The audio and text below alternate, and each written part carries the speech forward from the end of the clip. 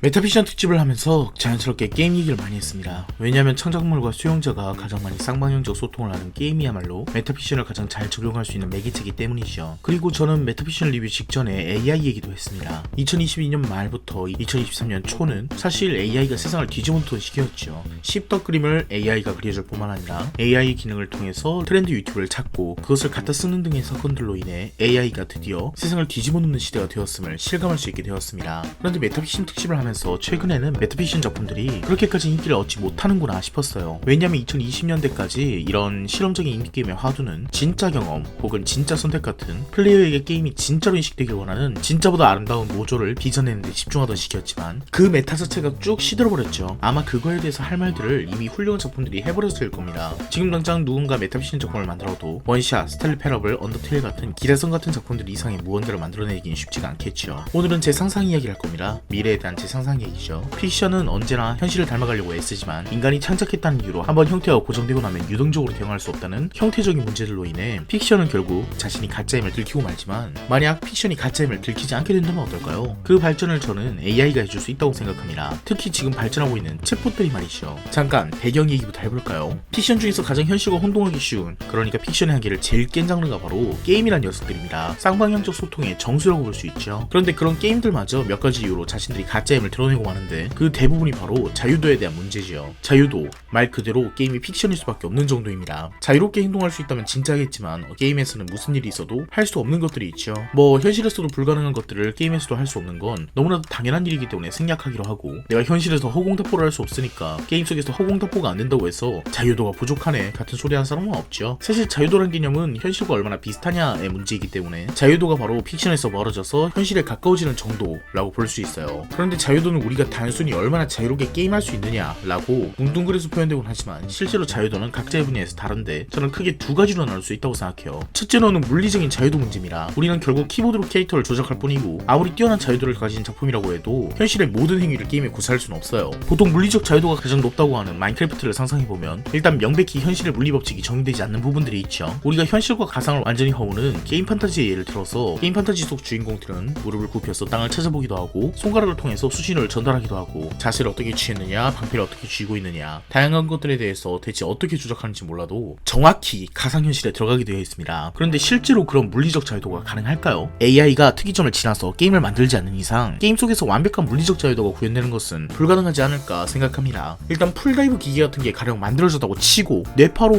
어떻게 움직임을 게임에 전송한다고 치죠. 그래서 키보드를 이용해야만 한다는 제약을 풀었다고 쳐도 그 데이터를 받아서 움직임을 처리해야 되는 게임은 현실의 물리법칙을 아무리 흉내내려고 해도 그게 쉽지는 않을 겁니다. 아니, 거의 불가능할 거라고 생각해요. 사실상 현실의 모든 행동을 게임 속에서 구현 가능하게 만든다면 그건 게임 개발자가 새로운 세상 하나를 창조하는 것과 크게 다를 바가 없기 때문에 우리가 시뮬레이션 세상을 창조할 수 있게 되는 그 시간까지 가지 않는 한 게임 속에서 완전한 물리적 자유도를 구현할 수는 없을 거라고 생각합니다. 글쎄요, 흉내는 낼 수 있을지 어떻게 알겠어요. 두 번째로는 바로 서사적 자유도입니다. 서사적 자유도라는 것은 물리적 자유도와 비슷하긴 하지만 이건 상호관계에 좀 더 초점을 맞춘 개념이에요. 물리적 자유도가 지금 당장 캐릭터가 옷을 벗어서 거기에 불을 지피면 근처 온도가 올라간다 같은 것을 완벽하게 구현하는 물리 엔진 플러스 화학 엔진의 문제라면 서사적 자유도는 이런 거죠. 야, NPC야, 나한테 고기 한 근을 구해다 줄래? 라고 말을 할 수 있는 자유도. 사실 메타피션 특집 등을 통해서 본 유저의 선택이는 대부분 결국 게임사의 손바닥 위에 있었잖아요. 갈 거냐 말 거냐는 선택하는데 가기 싫다를 선택해도 이럴 때 장난을 친 건 좋지 않아? 같은 독백으로 반방향적 진행을 시켜버리고 준비한 선택지가 두 개라고 해도 그 선택지가 옳든 그르든 거기서 거기고 내가 어떤 짓을 해도 게임사는 내 머리 꼭대기 위에 있고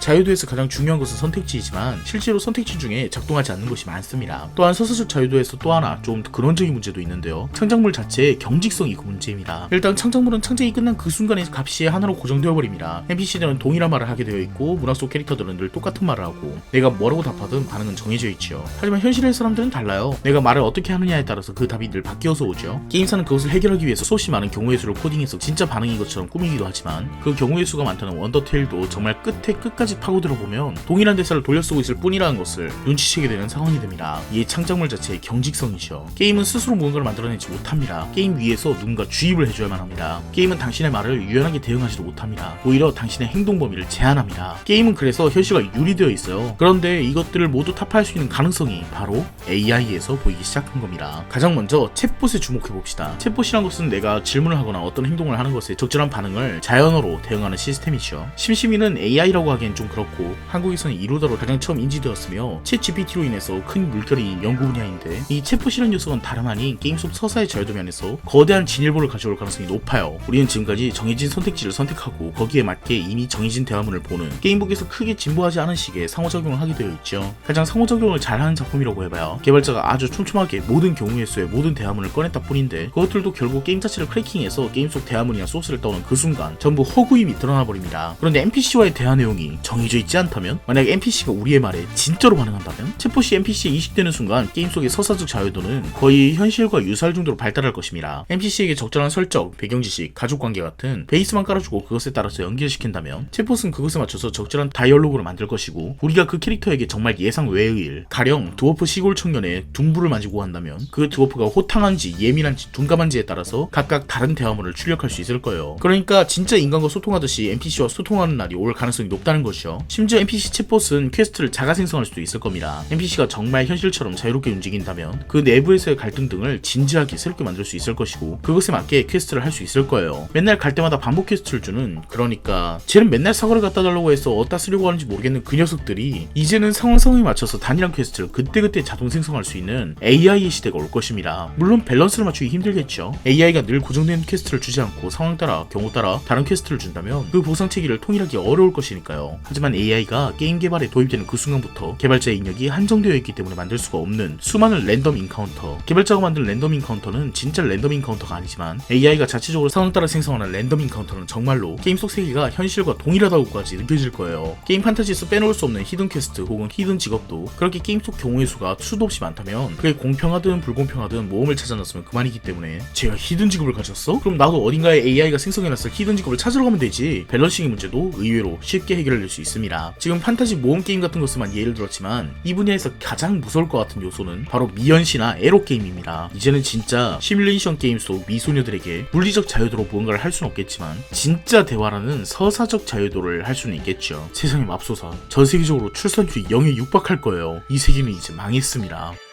라고 호들갑을 떨었지만 실제로 현실로 될지는 미지수긴 합니다. 하지만 이런 상상력은 픽션이 현실을 거의 따라온다는 상상력은 자연스럽게 메타픽션 장르도 발전시키게 되어 있죠. 현재 메타픽션은 유저의 선택에 무게를 실는 방향에 집중하고 있는 판국이지만 만약 서사적 자유도가 현실에 거의 흡사하게 닮아간다면 게임 속 NPC와 현실의 인간의 차이는 무엇인가? AI가 연기하는 NPC는 자신이 연기하는지도 모를 텐데 그들은 사람이라고 생각해도 되는 것이 아닌가? 가상세계에 있는 NPC들이 사람과 거의 동일하다면 현실에 있는 우리들은 어쩌면 AI가 연기하는 NPC지 않을까? 온갖 메타픽션적 상상력이 발휘되겠군요. 이런 부분에서 메타픽션의 의의를 알 수 있습니다. 픽션이 현실을 쫓아오고 있을 때 그것에 대한 화두를 끊임없이 던져주는 역할이죠. 소드아트 온라인이 나온다고 하던 2022년도 이미 지난 판국, 아직까지도 VR은 먼 세계 이야기 같고 풀다이브 기기 같은 거 나오지는 않았지만 AI가 게임을 관장하게 된다면 이라는 상상은 흥미롭지 않을 수가 없습니다. 우리는 AI가 생성해준 랜덤한 섬을 찾을 수가 있을 것이고 가상세계에서 현실세계보다 훨씬 풍요로운 인간관계를 맺을지도 모르고 현실에서는 할 수 없는 음흉한 욕망을 현실의 인간과 거의 차이가 없는 연기를 하는 AI NPC들에게 풀어버릴지도 모르겠죠. 현실보다 더 현실 같으면서도 모험을 하기에는 너무나도 많이 알아버린 지금의 현실 세계보다 더 흥미로운 세계가 AI 발전으로 이루어지면 좋겠습니다. 내가 죽기 전에는 한 번쯤은 게임 판타지에 나오는 풀다이브 게임까지는 아니어도 이런 자유도 높은 게임을 꼭 해보고 싶어요. 자유도 꼴까닥. 오늘 리뷰는 여기까지입니다.